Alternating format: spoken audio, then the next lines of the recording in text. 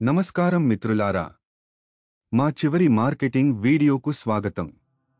ఈరోజు మేము అన్ని కుటుంబాలకు బియ్యం ఎలా ప్రచారం చేయాలో గురించి మాట్లాడబోతున్నాము. దుకాణాలలో అన్ని కుటుంబాలకు ఉపయోగకరమైన సమాచారాన్ని అందించే ప్రదర్శనలను ఏర్పాటు చేయండి. సహజ పదార్థాలు మరియు మీ బియ్యం ఎలా ఆరోగ్యకరమైనది వంటి విషయాల గురించి మాట్లాడండి.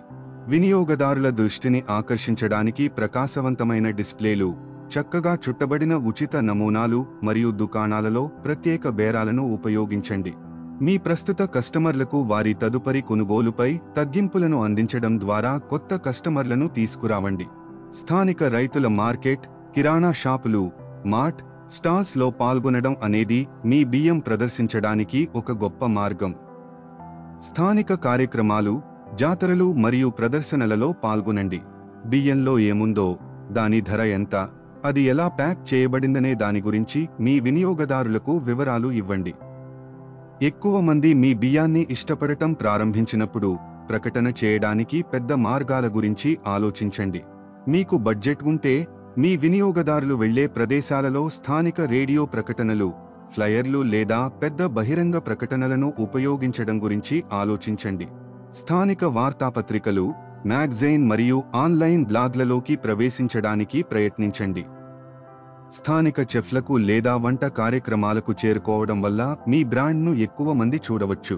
స్థానిక రెస్టారెంట్లు, హోటళ్లు మరియు కుటుంబాల కోసం వస్తువులను తయారు చేసే ఇతర సంస్థలతో కలిసి పనిచేయండి.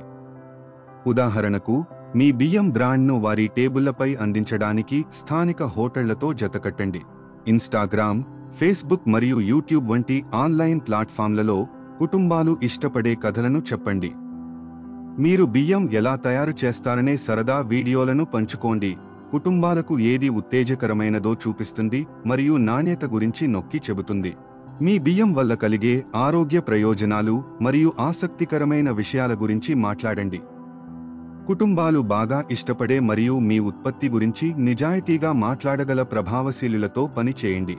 ఈ ఆలోచనలతో మీరు నిజంగా మీ బియ్యాన్ని స్థానిక మరియు ప్రాంతీయ ప్రాంతంలోని కుటుంబాలలో ప్రాచుర్యం పొందవచ్చు.